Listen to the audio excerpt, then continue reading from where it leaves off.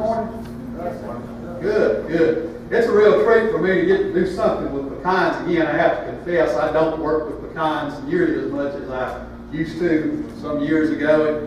And I see Mr. Randolph back there now. I hadn't seen him. But I used to spend a lot of time with Mr. Randolph's orchard when I was located down here at Raymond, and I had an assignment to work in pecans. I've been reassigned several times recently, but sometimes I get called back into pecan. So it's a real treat to be here, and I really hated I wasn't able to be at the field day yesterday because I was looking forward to see what was going on in the orchard, and just couldn't make it. I really thought I was going to. But what we're going to do now is just talk about some of the insects that you might encounter in pecans. Some of you, I don't know if we got any beginning growers in here that just started managing an orchard, but we're going to talk about some of the things that if you've been doing it for many years, you're familiar with all these pests. We're just going to talk about them in a little detail.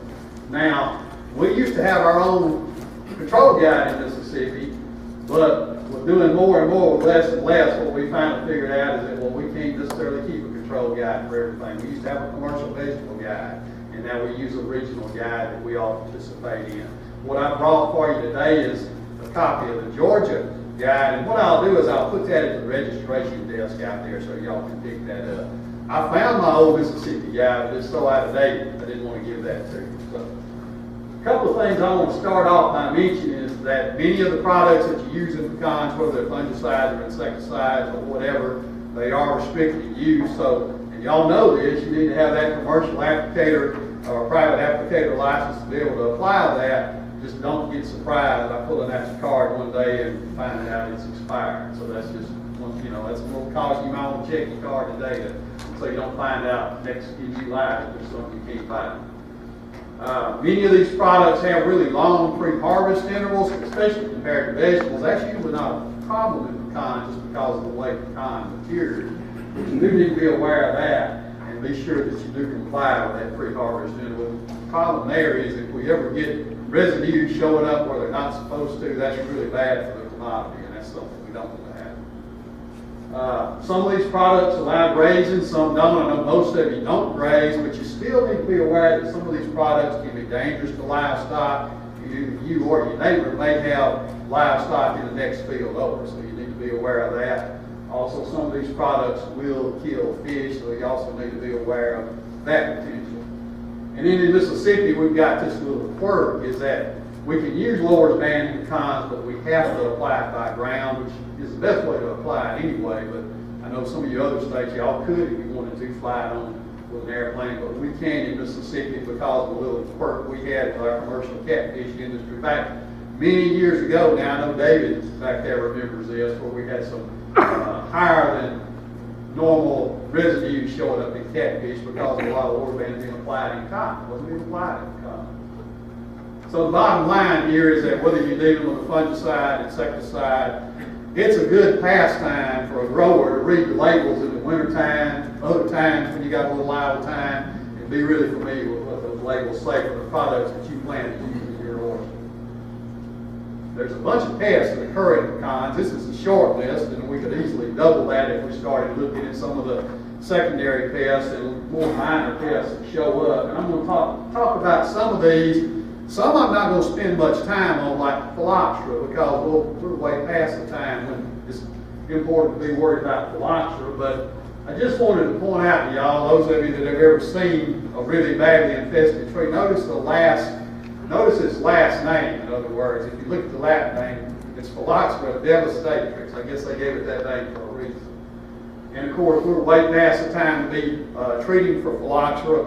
You might be interested in the biology of this is after those galls crack open, those phylloxera that are in there do fly out and they do produce one more generation before they then mate, and those females produce the eggs and overwinter. So there is one free living generation out there that doesn't cause any damage, and if you happen to be spraying an insecticide, you're going to kill those. So you actually could get some control, but it's never recommended to go out intentionally trying to target that generation. If you've got phylloxera, what you want to do is map where in your orchard that occurs, so you'll be ready to deal with that problem coming spring. This, to me, is one of the most interesting pests I've tried to deal with in Mississippi because, you hear a lot about pecan nut case bear. Some of you guys in here, I bet, could tell me a lot about pecan nut case bear, but I spent a lot of time running around just trying to find one to take a picture of.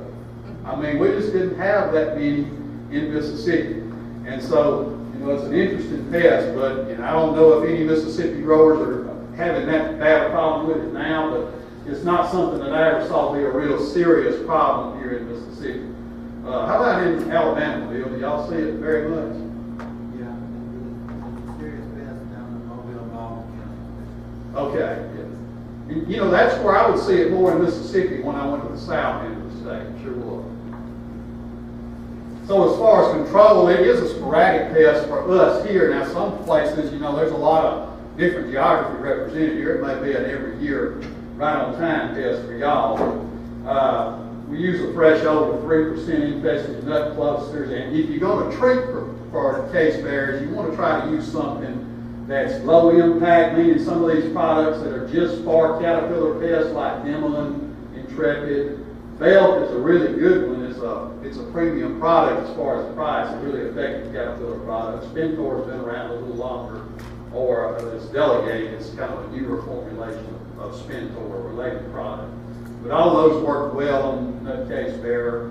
If you're spraying Lord's Band at that time, it'll also work more targeting the moths, but that's another thing to keep in mind. Another kind of off-the-wall pest that we see sometimes is pecan spittlebug, and you can see why it's called spittlebug. If you look inside that spittle mass, where you can see there may be, you may find 1 or 2 or 3 or 4 or 5 of these little immatures that are sucking the sap out of the plant, producing that frothy spittle mass, which protects them from drying out, it protects them from predators and parasites, but they're sucking on that terminal and causing problems there if you've got too many. Now, there's other species of spittlebugs that you might see on the grass on your orchard floor, and don't think that, well, hey, I got spittlebugs there, they must be on the pecans too, because they're different species. There's one that occurs in especially centipede lawns called a two-line spittlebug. It's really common, but it's not the same critter as the pecan spittlebug. So, it can be a problem if you got it. That's the way that works. I consider it an occasional pest. It's got 2 generations, and it's usually more likely to be a problem in a year like we've had here in Mississippi when you have a cool, wet spring. They like that. They tend to do better in that case. We use a threshold of about 5% infested terminals, and if you're going to spray for spittlebugs, we like these neonic products, especially the imidacloprid products, still work for us on spittlebugs pretty well. The other neonicotinoids will work too, but like the centric and the Lay, but usually the imidacloprid. So now when we get to pecan aphids, of course, y'all know the issue there is there's not just one aphid in pecans, there's 3. And which aphid you're dealing with, there's a big difference there, because 2 of them, the yellow aphid and the black margin aphid, are both collectively called the yellow aphid, but then we've got black aphid. And then the question is, what am I dealing with yellow aphids and black aphids? There's a big difference because the threshold for yellow aphids may be somewhere around 20 to 30 per compound leaf, whereas in Mississippi we use a threshold for black aphid of only 1 per compound leaf. In some states, Georgia uses a much lower threshold, much lower. And the reason for that is that these black aphids, when they're feeding, they are injecting a toxin into the leaflet because of these, I don't know if we'll see them first, we'll talk about them in a minute. But the black aphid can cause early leaf drop, early defoliation in the fall, and of course that can affect your nut field this year as well as subsequent crops. So it can be a significant pest if you let it get out of hand. As far as the yellow aphids, as I said, there's 2 species, and these are, they'll start building up in the spring, and then I think, this is the graph that shows that. What you usually see with yellow aphids is if you'll see a spring peak or an early summer peak, and then when it gets hot, like up into the mid-90s and hotter in particular, you'll see that population drop. And then once you get over into the late summer, maybe temperatures begin to cool a little bit, you'll see that population spike up again. So that's something to keep in mind, and in the spring especially, if you see that aphid population going up, you think, I might have to treat. Sometimes the hot weather sometimes there's a benefit to hot weather, in other words. Of course, aphids are controlled by a variety of things. This is an immature lady beetle. They're good aphid predators. This is a lacewing larva. They can be good aphid predators, and I know there are growers that try to grow clover and other things on the orchard floors to encourage lady beetles, and that can surely help delay the buildup of aphids.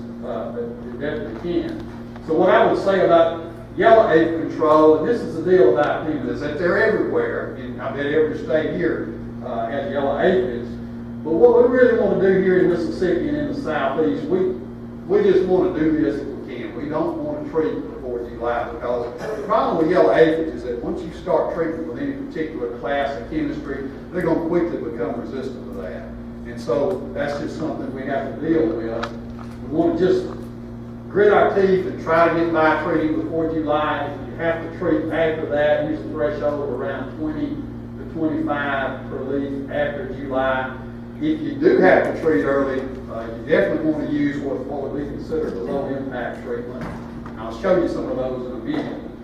As far as sampling aphids or pecans in general, I work in a lot of different crops, and to me, pecan is the most frustrating to sample, because it used to be when I was working in a cotton field, I walked up to the cotton plant and I looked down at it, and I started at the top and worked my way down.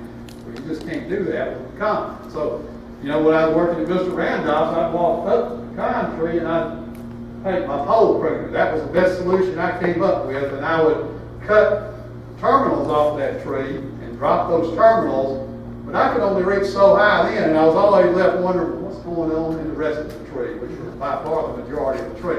But this does seem to work, and I like using this pole pruner method. And the way I do that is I would usually pick a tree and I would walk around the tree with my pole pruner and drop 5 terminals. Just let them lay there on the ground. Then I'd drop my pole pruner and I'd walk back and I'd pick up the terminal and I'd pull out 1 compound leaf, and I would count the aphids on that leaf, and I would record that number like you see here. Now when you do that, anytime you're counting a critter like aphids or mites, you're always going to find some leaves that have huge numbers. So if you're doing that and you find 1 compound leaf that's got 500 aphids on it, and that occurs, and you record 500 aphids, that's going to blow your average. So what I learned was you got to set some upper limit. And for me, depending on the time of the year, it was either 50 aphids per leaf or 100 aphids per leaf. In other words, when I hit that number, I just wrote down 50 or 100. I dropped the leaf and moved on. I didn't count how many were above that. And that was to, you don't want just one heavily infested leaf in the orchard and force you to treat when the rest of them are running 0. So that's a way around that. That's a way to deal with that problem. As far as controlling yellow aphids, you just need to be aware that they're erratic and they can be really problems with resistance. We still have some growers in the state that haven't treated that much with pyrethroids, and they can get pyrethroids to work on yellow aphids. But if you use them very much, and many states have seen this, is that they're just not the thing to count on anymore. Even the imidacloprid treatments now don't work like they used to when they first came out. Some of the other neonicotinoids like Centric and Belay tend to do a little better, but yellow aphid control is always kind of an iffy situation. The other thing about yellow aphids is that they're easily flared by other insecticide sprays. So you're always in pecan insect management, you're trying to walk this tightrope and maintain the balance between, well, I got to spray for this, but I don't want to make the aphid population worse. So that's always a real challenge. So as far as aphid treatments, I said we want to just avoid spraying before July if we can, but if you do have to spray early, fulfill would be the treatment of choice. It only affects aphids. You're not going to disrupt your beneficial insect population or flare the aphid population. And then we do have several of these. All of these are in the same class of chemistry: Acel, Bravado, or the other imidacloprid products, Centric, and Belay. They're all neonicotinoids, so they're all going to give you about the same level of control. Maybe imidacloprid being a little weaker now compared to the others than it was when it first came out. And I just put the gauge in here as an example of one of the pyrethroid insecticides. I think it's probably the better of the pyrethroid insecticide, but there's quite a few that you can use in pecans. And I wanted to mention you can use this miticide Nectar does have activity on aphids. I wouldn't use it if aphids were my only target, but if you're spraying for scorch mites and you got aphids, it's a good thing to know that, hey, maybe I don't need to add an aphicide in there also. I'll just count on the Nectar for this treatment. So here's our preferred order of dealing with aphids. As we've said, if you just can do it at all, get by spraying before July. Then if you have to spray in mid-season, try to use some of the neonicotinoids. And then if you're in a setting where you know pyrethroids or you think pyrethroids will work for you, you just want to put off using them until late season. If you know they're not going to work for you, then don't even try to go there based on past experience. And the other thing that you keep in mind is that when I start spraying for pecan weevil, if you're in an area where you have pecan weevil, I'm going to increase the likelihood of having an aphid problem because I'll be killing the beneficial insects. And now we get to this black aphid, and I mean here again we can see this thing. Some aphids inject, so all aphids inject their saliva into plants when they're feeding on them. Some aphids, the saliva is toxic to the plant, and that's the case with black pecan aphid. And it causes these yellow zones, but it doesn't just stay there, it affects the whole leaflet, or even other leaflet, whole compound leaves, or even other compound leaves on that terminal. It has an adverse effect. And so you can see these yellow zones from aphids feeding by black aphids. Again, it's a major pest. It's usually going to be a problem for mid-season on. As I said earlier, the threshold is 1 per compound leaf or fewer. I think the Georgia threshold, they say 15% of the terminals have, if 15% of the terminals have 2 or more aphids. So they do the same thing. They drop the terminals with a pole pruner like I'm talking about. They look at all the compound leaves in the terminal. Everyone, if they find 2 or more aphids, they count it that way. The problem is that they cause this premature defoliation. Those of you that grow pecans and grow these varieties in particular, you know that they are Sly and Sumner and Gloria Grand are more sensitive to black pecan aphids than some of the other varieties. As far as the black aphid treatments, the same things you would use for yellow aphids. Organophosphate like Lorsban also would work. And we used to have really good success with dimethylate, so I mentioned it. It is still out there. It's not something you would ever use for yellow aphids, but it's a really cheap treatment for black pecan aphids. Hickory shuckworm, that's another one of these sporadic pests. Notice what I'm showing it in here. That's Phylloxera galls. And if you ever spend much time looking through, if you start cutting into Phylloxera galls, you'll find all sorts of things live in there. And hickory shuckworm actually feeds on the gall just like it would feed on a pecan, and doing the same thing. So if you have a heavy infestation of Phylloxera, that's going to favor having a heavy build-up of hickory shuckworm later in the season, feeding in the shucks of your nuts. Now, normally we consider this kind of a late summer to fall pest. Usually around the time you get the shells beginning to harden. There are light traps and pheromone traps that you can run to catch these moths, to hit the time your sprays to see if you have a problem with those. And again, this is a caterpillar pest, so if you're going to treat for them, then your options are, well, you could spray with Lorsban to try to target the adults. That's sometimes a good strategy, especially if you have a heavy flight. If you're going to target the caterpillars, these products like Delegate, Spinfor would be one, Inland or Intrepid, they work really well. If you're spraying for pecan weevils, then you can know that, hey, the 7 I'm using for my pecan weevil spray will also help control these shuckworms. And then there's some of these other pests like fall webworm that y'all don't usually see in commercial orchards too much. In my other area, I get a lot of calls about it from homeowners because they got these big pecan trees, and what can I do about it? Well, you can't do anything about it unless you got an air-blast sprayer that you can spray that with, and they don't. So. Another pest you need to be aware of is these pecan leaf scorch mites, a really small mite. They're a little smaller than the 2-spotted spider mite, if you're familiar with those. The damage is pretty distinctive. You see these brown or chocolate brown areas showing up along the mid-veins of the leaves. Usually they're going to be on the interior limbs and more shaded parts of the canopy, and then those will eventually just turn totally brown and dry up and shrivel up, and you'll have premature defoliation from that. So again, this is mainly a late season pest. Just treat when you see damage, and sometimes you can treat just blocks of the orchard. You don't have to make an orchard live treatment if you find them on certain varieties. I think I already mentioned their first on low interior limbs, and again, when you start spraying with 7, or if you're trying to use pyrethroids for yellow aphid control, Just be aware that these are likely to flare as scorch mites as well as aphids. We've got a lot of good miticides to use for these things. But this is a short list: Invador, Zeal, Portal, Dexter. There's even several others that are labeled for pecans. So there's no shortage of products that can be used. If you do have heavy infestation, go ahead, like with most mite infestations, you treat again in 5 to 7 days. Often, the reason you do that is these miticides don't control the egg stage. Some do, but most of them don't. And so if you don't spray again in 5 to 7 days, those eggs will hatch and begin reproducing. So that second spray is to kill those that hatch from the egg spray before they have a chance to start reproducing and totally break the cycle. We mentioned pecan weevil earlier. It can be a pest for you if you've got it in your area. It can be a real big pest.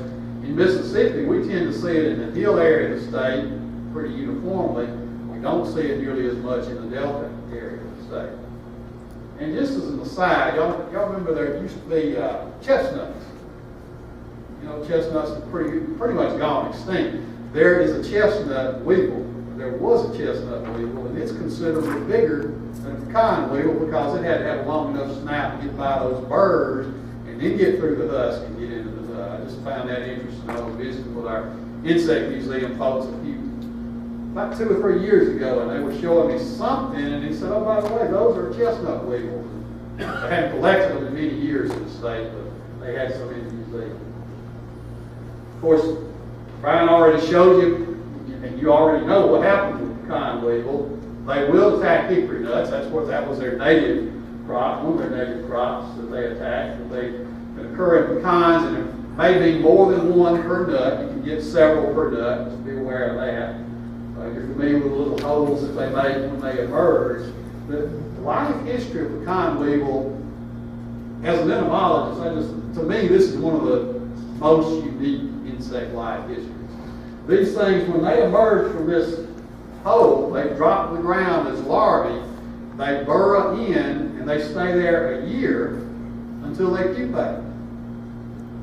And and then they pupate and they emerge, they become adults a year later. So it takes them a year to become adults. Well, that kind of makes sense. You'd think they pop out, but no. They stay in the ground another year as adults. They're just an adult sitting down there in that pupal cell, waiting another year or 2 years to emerge. So they're going to take 2 or 3 years to come back out of the ground. Now, if you think about it, you know, that's an adaptation to deal with alternate bearing in pecan. They want to show up when there's a big nut crop, and so they don't have all their eggs in one basket. They're not going to try to always be on schedule with this particular crop. Some of them are going to come out in 2 years, and some in 3 years. And that also explains why if you get an orchard that gets a bad pecan weevil problem, it's not just a 1-year deal to get rid of it, you know, before you get caught up. So in the hill area of Mississippi, we consider this a serious pest. We know when pecan weevils are going to emerge here in Mississippi, and they always emerge on Labor Day, give or take 3 weeks. I mean, it's a pretty wide window, and that's a good way to think of it. You know, Labor Day plus or minus 3 weeks, or if you want to think of it as, okay, I better start, you know, think about them in July 10, somewhere around there. They're really erratic as to when they emerge, and it's weather patterns that force that. Because remember, they're sitting there in the ground as adults. They've been sitting there 1 year or 2 years as adults waiting to emerge, but now they're going to wait till the soil moisture is right, and they don't want to emerge too early, because if the pecans are still in the water stage, when they lay their eggs in those pecans, those larvae aren't going to survive. Those nuts are going to drop off, and those larvae aren't going to survive. So their timing is really coincided with weather and things of that nature. And so what we see is we usually see a big emergence after a rain event that really wets the soil, and some days after that we'll see those things emerge once we're into that emergence window. If you've got an orchard where you've got some early trees, that would be the ones to focus on. If you've got an orchard where you're familiar with your situation, you know, hey, I have pecan weevils there every year, and that's the place to put your pecan weevil trap so that you can better time your sprays and know when these things are going to emerge. Once you start treating, once you decide you've had emergence, you want to treat on a 7 to 10 day interval. And 7, that is the best treatment for pecan weevil. That's what is historically being used. And the pyrethroids will give you a little control, but they're not nearly as good as 7, so they haven't replaced 7. The problem with 7, as we mentioned several times, is that it does flare the mites and the aphids, and that's just a part of life once you have to start treating pecan weevils. I only have one example of this trap. Personally, I like those pyramid traps a little better if you put those up, because with this trap here, remember, all you're doing is you're betting that, hey, there were some pecan weevils that went in the ground 2 years ago or 3 years ago, and the only ones you're going to catch are the ones that are under that area covered by the traps. So if you're going to use these cone emergence traps, you want to put them around a tree you know has a history of pecan weevils, and you want to put quite a few traps, 10 or 20 traps around that tree, so that you're increasing the area that you're sampling. I don't have a picture of those pyramid traps, but Brian showed a really good picture. And, you know, those, at least to me, they're a little easier to handle. You're going to catch pecan weevils with those also. And then there's also the circle trap that you strap to the trunk of the tree. Basically, it looks like this, except you strap it to the trunk of the tree. And depending on how bad a problem they are for you, there's nothing wrong with you doing all 3 methods if you want to. You know, it's really important to know when these things are emerging. Spraying is not easy. Spraying costs a lot of money. And if you start 3 weeks earlier than you really need to, you know, you might say, well, it takes time to do that. But like my point is, it takes time to spray and money to spray. So it's worth doing some of these sampling procedures if it's going to keep you from spraying 3 weeks earlier than you really need to. Get you better timing when you spray. Just be aware, if you're using a pyrethroid, like say you're trying to use pyrethroids for aphid control, they will give you some help with pecan weevil control. We call it suppression, but don't count on them for a pecan weevil problem. And we've already heard a lot about stink bugs. I'm not going to spend a lot more time on them. Down in the south part of the state, we also see a lot of southern green stink bug, but that's called southern green stink bug for a reason. They can't handle really cold winters, and so they don't do as well up where Brian's doing his work. This is the type of damage that they cause. It's a really big problem for our growers in the Delta or in any other area where you've got a lot of row crops around, because this is a scenario, we've seen an explanation for this already, where they move, they'll start building up in wheat, clover, and things early in the season, then they're going to move to soybeans, sorghum, cotton, and eventually they're going to move into pecan. Stink bugs don't reproduce in pecan. It's just the adults flying in the field late in the season that cause the problem. But they're ready and able to feed on those kernels and cause this problem. And they can be a really significant problem.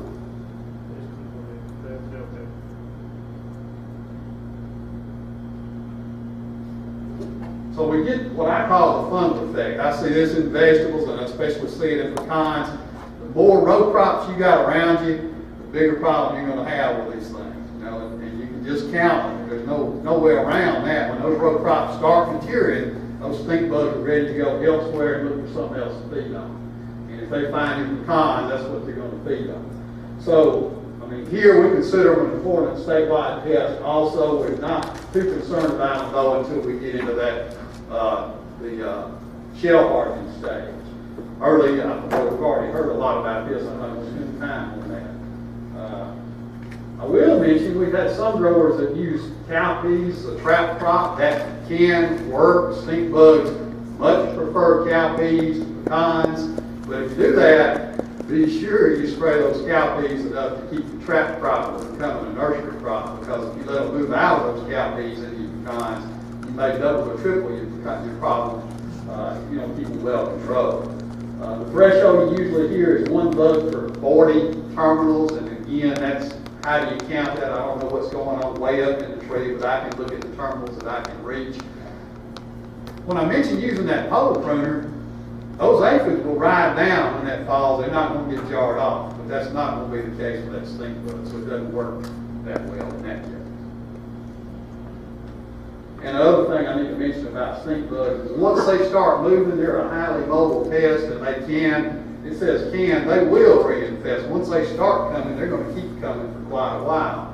And so I know growers that say, well, I've sprayed and I've got about the same number as I had when I started.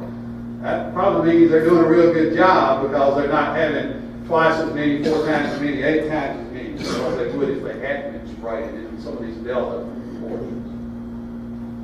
So as far as treatments for stink bugs, pyrethroids are about the best thing we have. They work really well on the green stink bugs. If you find yourself with a lot of the brown stink bugs, pyrethroids tend not to work as well. And Centric is the one neonicotinoid that works fairly well on stink bugs. Don't try to use the imidacloprid products. Don't try to use the Lay product. If you're going to use one of these, use the Centric for stink bugs. I said I don't work in pecans as much as I used to, but I'm always happy. I like pecans. Any of you Mississippi growers, if you've got problems you want to discuss with me, you got something you need me to come see in your orchard, feel free to call me anytime. I'd love to work with you. And if there's questions, Charlie, I'll be glad to try to address those. And I will mention again, I'm going to leave this handout because I know a lot of you may not have a chance to see the Georgia guides, and this is your chance to take the Georgia guide home with you compared to other things you have. Yes, sir? I live in far west Texas, and my situation's a little different, but I use black-eyed peas as a catch crop for stink bug, and I never have to spray the black-eyed peas. I like black-eyed peas a lot better than like pecan, and I get the black-eyed peas too, which I like. So it works for me. I put about every 20 or 25 rows, I put 4 rows of black-eyed peas in, put them in the area in July, so they're good and lush for the time that the stink bugs can really come in. And I did that test with the University of Georgia, really just commercially cut, no damage whatsoever. Okay. Did y'all hear that over there, what he was saying?